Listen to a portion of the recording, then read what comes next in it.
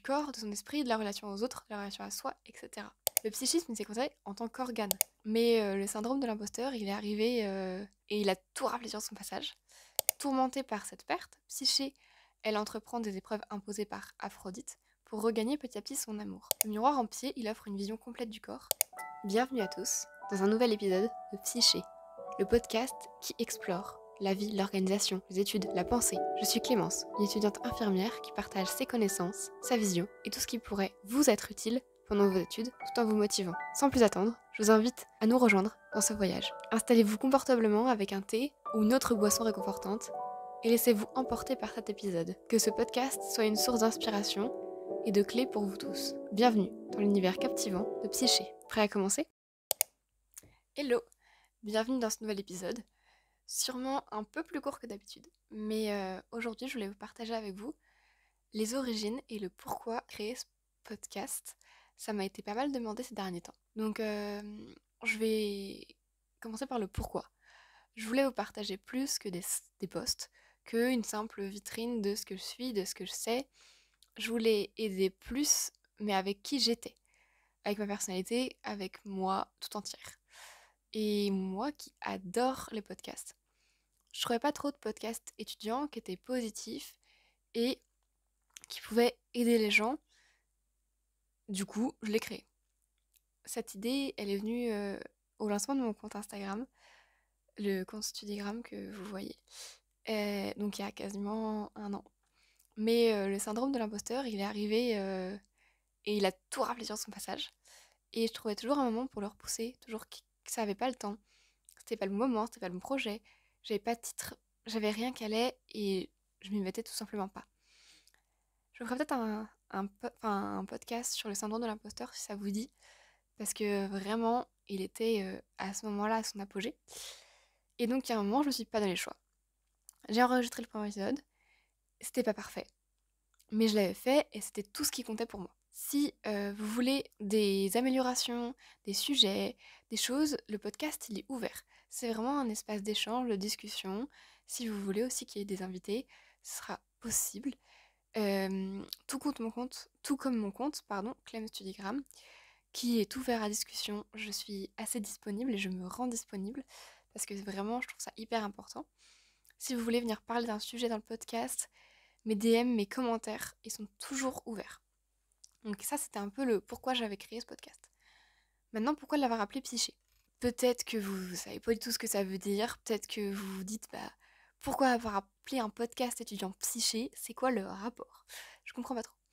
Donc, comme vous l'avez peut-être vu dans mes stories, j'ai lu un livre de mythologie sur Eros et Psyché, qui est plus connu sous le nom de Cupidon et Psyché. Et pour résumer l'histoire grossièrement, c'est l'histoire d'Eros et Psyché. C'est un mythe mythologique où la beauté exceptionnelle de Psyché suscite de la jalousie chez Aphrodite. Elle convoque l'amour divin de son fils Eros pour la rendre amoureuse du plus méprisable des mortels. La déesse découvre que son plan se retourne contre elle lorsque son fils tombe éperdument amoureux de Psyché. Psyché est donc abandonnée sur une colline par son père selon les ordres divins et transportée par Zéphyr dans une vallée enchantée où elle découvre un somptueux palais.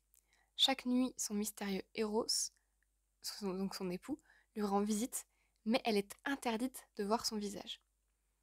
Les sœurs de Psyché, apprenant son sort, sont emmenées au palais d'Eros par Zéphyr. La jalousie les envahit, et elle la convainc que son époux est un monstre. Sous l'emprise du doute, Psyché éclaire son amant endormi, découvrant ainsi sa véritable identité. Eros s'éloigne et est emporté par la malédiction, laissant Psyché seule et désespérée. Tourmentée par cette perte, Psyché, elle entreprend des épreuves imposées par Aphrodite pour regagner petit à petit son amour.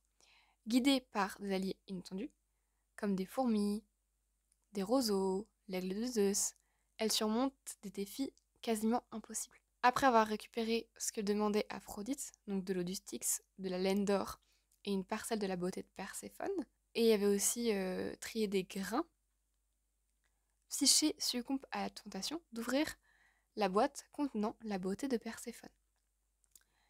Et elle tombe dans un profond sommeil similaire à la mort. Eros, par différents moyens, ayant retrouvé sa force, la réveille avec une de ses flèches. Devant Zeus et les dieux de l'Olympe, leur amour est reconnu. Psyché est devenue immortelle et Eros se marie. Leur union symbolise l'harmonie parfaite et ils vivent éternellement ensemble, donnant naissance à une fille et donnée. L'histoire de Eros et Psyché, c'est un mythe d'amour, mais qui est devenu une quête personnelle. Elle souligne la résilience, la curiosité et la force de l'âme humaine face à l'adversité. C'est pour ça que c'est un mythe que j'aime beaucoup. Je trouve que pour une fois, c'est un mythe qui finit bien, où il y a des péripéties, où l'héroïne n'est pas que au second plan. Les deux ont leur part à jouer. Alors j'ai fait un très très très très très gros résumé, et je m'en excuse pour tous ceux qui sont passionnés de cette histoire, mais je voulais un peu que tout le monde puisse comprendre d'où vient mon amour pour cette histoire et pourquoi j'ai voulu donner ce nom-là à mon podcast. C'est aussi pour le message qu'il y a derrière. J'aime beaucoup la profondeur de ce mythe et la signification qu'il a. C'est la dimension de persévérance que j'aime beaucoup. Comment est-ce que les deux font pour se retrouver? Toute l'énergie que va mettre autant Psyché que Eros pour les retrouvailles. Et ça, c'est uniquement la première raison. C'est que Psyché, c'est aussi un miroir. Une psyché, c'est un grand miroir mobile, monté sur deux montants, ou dans un châssis permettant de s'observer en pied, donc la tête aux pieds. Ce meuble peut être conçu en divers matériaux, tels que l'acajou, le bois, le citronnier, etc. Il y a différentes variations, comme le psyché empire, et le terme trouve donc son origine dans la mythologie grecque, où le miroir a été nommé parce qu'il donne à la personne qui le regarde la vision de sa propre beauté. Donc c'est pour montrer qu'on peut se voir en entier et on peut percevoir sa propre beauté. C'est un élément de mobilier qui a été utilisé dans la littérature pour décrire des scènes, des personnages qui se contemplent, en référence à la psyché. Le miroir qui découle son nom du mythe, mais la signification propre du miroir en général, elle est intéressante. Dans le contexte du mobilier, le miroir en pied, il offre une vision complète du corps, permettant à celui qui s'y regarde de voir sa silhouette dans son ensemble. Il n'y a pas de contrefaçon, il n'y a pas de choses qui ne seraient pas vues.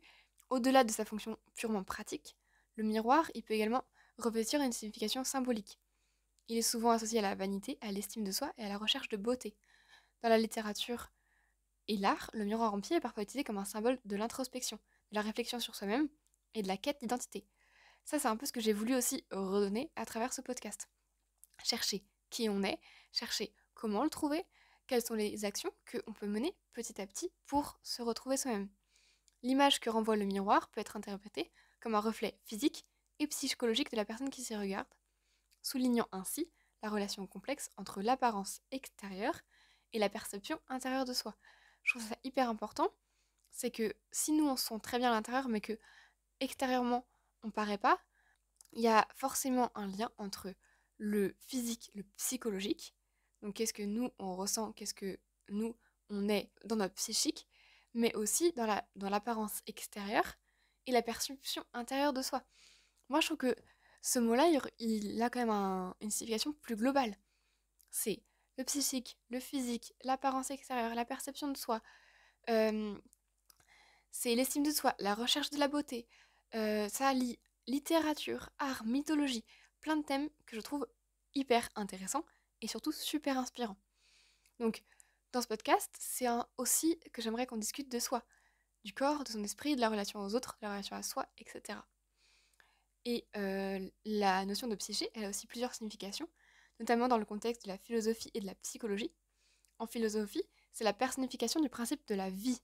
Dans la philosophie grecque, la psyché était considérée comme la personnification du principe de la vie, de l'âme, en opposition au corps matériel. Selon Aristote, la psyché exerce son influence immatérielle sur le corps, agissant comme le pilote d'un navire. C'est vraiment le guide. Et c'est un peu l'orientation que j'ai envie de donner au podcast. Je pense que vous avez un peu compris maintenant ma philosophie sur le sujet. En psychologie, c'est l'ensemble des aspects conscients et inconscients du comportement individuel. Donc la psyché, elle englobe tous les aspects conscients et inconscients du comportement. C'est l'ensemble de la vie mentale. C'est la pensée, les émotions, les motivations, les processus inconscients et parfois conscients. Donc, je pense que c'est un terme qui englobe quand même pas mal de choses, pas mal d'intérêts pour moi. Et en médecine, bien sûr, parce que faut pas l'oublier, mais c'est quand même votre podcast. Et moi, en tant qu'étudiante infirmière, je vais forcément vous parler un petit peu de ce milieu-là. C'est le psychisme, c'est considéré en tant qu'organe. La psyché est parfois considérée comme un organe au même titre que tout autre. C'est l'importance du bien-être mental et de la santé globale d'un individu. Je pense que vous comprenez un peu mieux maintenant que j'aimerais que ce podcast reste de l'individu et de l'humain au global. En résumé, la psyché, c'est une notion riche qui recouvre des aspects philosophiques, physiologiques, médicaux, et qui ouvre un petit peu une perspective sur la vie mentale et la conscience de soi. Donc, en un mot, on a regroupé l'esprit, le corps, la mythologie, la lecture, le dépassement de soi, et plus encore. J'espère que ça vous aura un petit peu éclairé sur pourquoi j'ai appelé le podcast ainsi. Et dans ce podcast, j'espère qu'on va essayer de parler santé mentale, santé physique, alimentation, voyage, vie étudiante, conseil, wellness, bonheur. Enfin, en fait, tout ce qui peut être autour de l'humain, tout simplement. Je pense que c'est vraiment une notion hyper importante et garder ce côté hyper humain. Et ce podcast, j'ai envie qu'il vous plaise à vous et qu'il me plaise à moi. Donc, pour qu'on puisse profiter ensemble de ces moments de pause, je veux que les sujets soient assez variés. Si vous avez des recommandations, des suggestions, des envies, je sais que dans le dernier podcast, vous vouliez qu'on parle du stress, de la gestion du stress, des examens, etc. Donc c'est un podcast qui est en préparation et qui arrivera très prochainement, je l'espère en tous les cas. Je veux que ce podcast il soit le plus complet possible, avec parfois des invités si certaines personnes se proposent avec grand plaisir. Mais une règle, positivité et bienveillance. Je veux que ce podcast il vous apporte quelque chose et pas que vous ressortiez d'une écoute avec ce sentiment parfois quand on écoute des podcasts qui ne sont pas forcément très positifs de en fait ça m'a plombé mon moral, en fait ça a plombé ma journée. Non. Je veux que vous ayez soit compris quelque chose, soit appris quelque chose, soit que vous ayez un petit tips à mettre en place, soit que vous posiez des questions. Rien que ça déjà c'est du gagné et c'est du positif et quelque chose qui est pris pour plus tard. Donc j'espère que ce projet il vous plaira. Pour ma part, je vous retrouve sur Instagram presque tous les jours en ce moment et dans vos oreilles très bientôt. Merci pour votre écoute.